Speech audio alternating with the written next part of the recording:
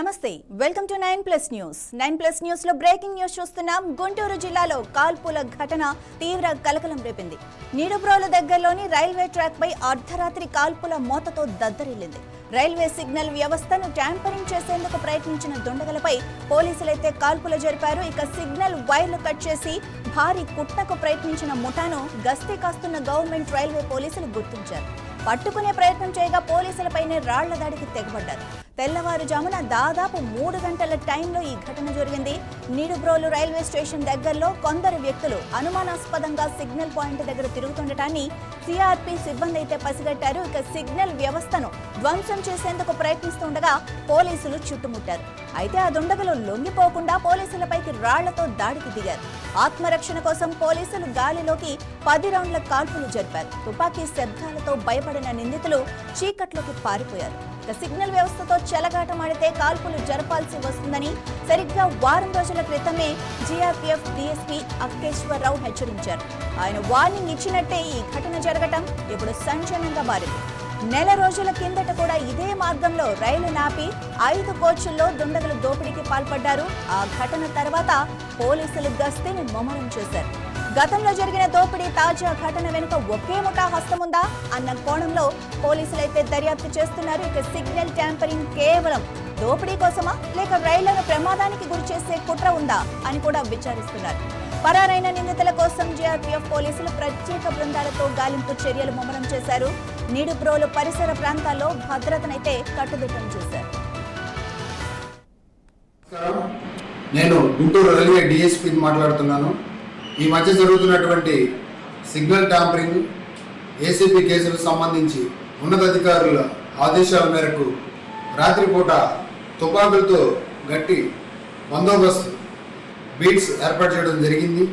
ఎవరైతే green signal red signal చేస్తూ signal వ్యవస్థని మార్చి ఆగకూడని చోట ట్రైన్లు ఆపుతూ మరియు ట్రైన్లో చైన్ పుల్లింగ్ చేసి ఆగకూడని చోట ట్రైన్లు ఆపుతూ అమాయకమైనటువంటి ప్రయాణికుల మెడల్లో నుంచి చైన్ స్నాచింగ్ చేస్తూ నేరాలకు పాల్పడుతున్నారో అలాంటి వ్యక్తులపైన గ్యాంగులపైన జీఆర్పీ అండ్ ఆర్పీఎఫ్ గట్టి చర్యలు తీసుకోవడానికి సిద్ధంగా ఉంది.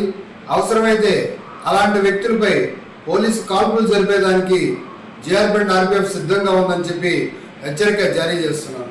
మరియు ప్రయాణికులందరికీ కూడా జీఆర్పీ పోలీసు విజ్ఞప్తి, ఇలాంటి వ్యక్తులపై మీకు అనుమానం వచ్చినా, కొత్త వ్యక్తులపై కానీ ఇలాంటి నేరాలకు పాల్పడే వ్యక్తులపై కానీ మీకు ఎలాంటి అనుమానం వచ్చినా మంత్రినానికి కాల్ చేసి పోలీసు వారికి సమాచారం తెలియజేస్తుందిగా. ఈరోజు తెల్లవారుజామున సుమారు 2:30 గంటల సమయంలో food patrolling party, weapons party, మా రైల్వే డిఐజీ గారు శ్రీ సత్యేష్ బాబు ఐపీఎస్ గారు ఉత్తర్వుల మేరకు గత కొద్ది రోజులుగా వెపన్స్తో మనం గుంటూరు రైల్వే సబ్ డివిజన్ పరిధిలో మనం పెట్రోలింగ్ పార్టీస్ చేయడం జరిగింది.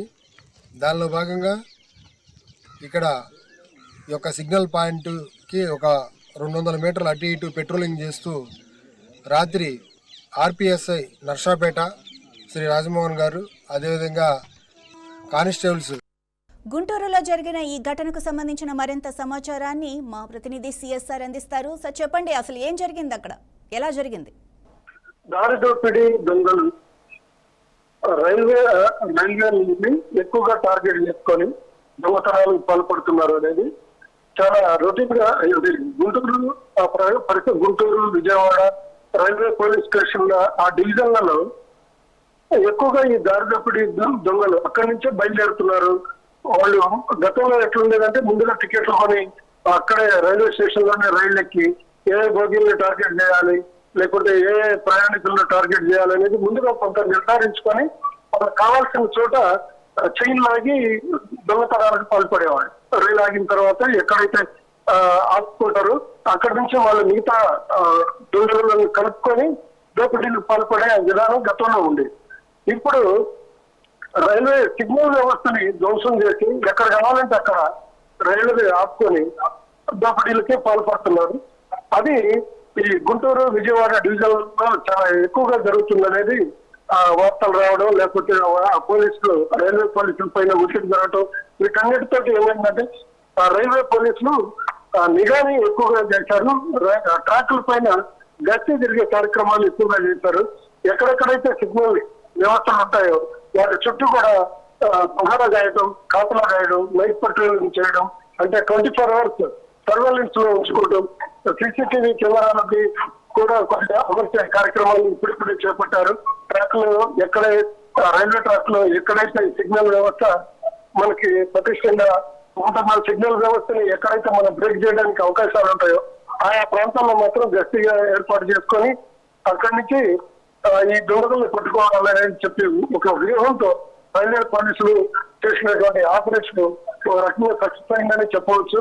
ఆ రైల్వే పోలీసులు సరిపినటువంటి అంటే వాళ్ళు దుండగుల పైకి కాల్పులు జరపకుండా గాల్లో కాల్పులు జరపడంతో ఆ దుండగులు రాత్రి చీకట్లోకి పారిపోయారు.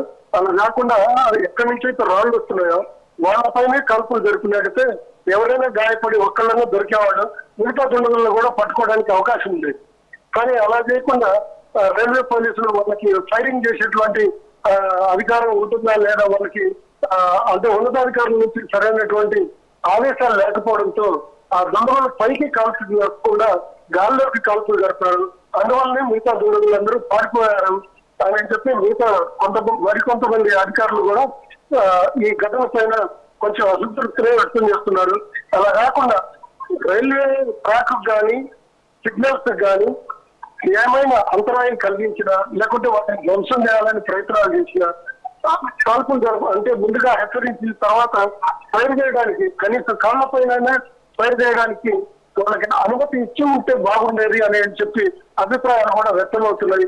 అలా అయితే దొంగలు అంటే ఈ అక్రమాలకి పాల్పడి లేకపోతే రైల్వే ట్రాక్ కి ఇబ్బంది కలిగించడం కానీ రైళ్లకి ప్రమాదాలకు గురయ్యేటట్టు చేయడం కానీ లేకుంటే వీళ్ళు రైల్వే ట్రాక్ కి ధ్వంసం చేసే కార్యక్రమాలకి పాల్పడ్డా అలాంటి టైంలో ప్రత్యక్షంగా చూసినటువంటి పోలీసులకి కొన్ని ప్రత్యేకమైనటువంటి అంటే దుండగులను పట్టుకోవడానికి పూర్తి స్థాయి అధికారాలు ఇచ్చి ఉంటే బాగుండేది. లేకుంటే వాళ్ళకు ఒక ఇన్ఛార్జ్ గా ఒక సీనియర్ ఆఫీసర్ ని ఒక ఇన్స్పెక్టర్ కానీ సబ్ ఇన్స్పెక్టర్ స్థాయి వాళ్ళని కూడా స్పాట్ లో ఉండేటట్టుగా చేసి అక్కడికక్కడ తగిన నిర్ణయం తీసుకునే విధంగా చేస్తుంటే బాగుండేది.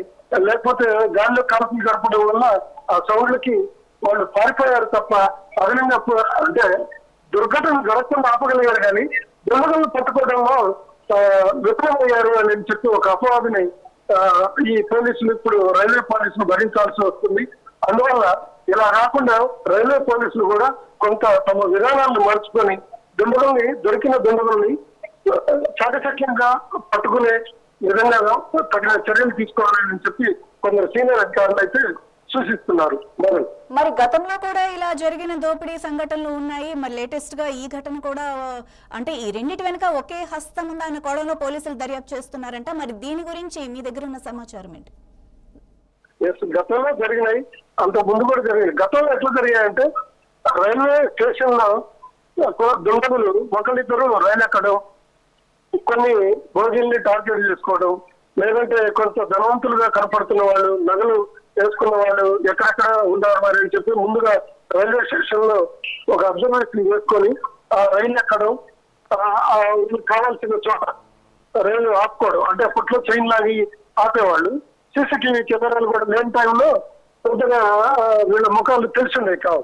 ఇప్పుడేంటంటే రైల్వే స్టేషన్ లో కూడా సీసీటీవీ కెమెరాలు రావటం వల్ల ఈజీగా దుండగుల్ని పోలీసులు ఐడెంటిఫై చేసే వ్యవస్థ వాళ్ళకి ప్రత్యేకంగా ఉండటంతో దానికి అనుగుణంగా దుండగులు కూడా వాళ్ళ వ్యూహం మార్చుకొని సిగ్నల్ వ్యవస్థను ధ్వంసం చేసి రైలు ఆగేటట్టుగా చేసి ఆ తర్వాత గారదోపిడీలకి పాల్పడడం, లేకపోతేనేమో తుపాకులతో బెదిరించడం, కత్తులతో బెదిరించడం, ఒకరిద్దరిని గాయపరచడం, ఆ గాయపరిచిన వాళ్ళని చూపించి మిగతా వాళ్ళని దోచుకోవడం ఇట్లా చేస్తున్నారు. ఇప్పుడు ఆ విధంగా ట్రెండ్ మారిపోయి అలాంటప్పుడు దుండగులు అంత అగ్రెసివ్ గా ఉన్నప్పుడు పోలీసులు కూడా దానికి అనుగుణంగా తమ విధానాలను మార్చుకొని కొంచెం వాళ్ళని గాయపరిచినా సరే అదుపులో తీసుకోవడానికి అరెస్ట్ చేయడానికి అనుకూలంగా వ్యవహరిస్తే బాగుండేది అని చెప్పి మనకు వస్తున్న అభిప్రాయాలు సీనియర్ ఆఫీసర్ నుంచి.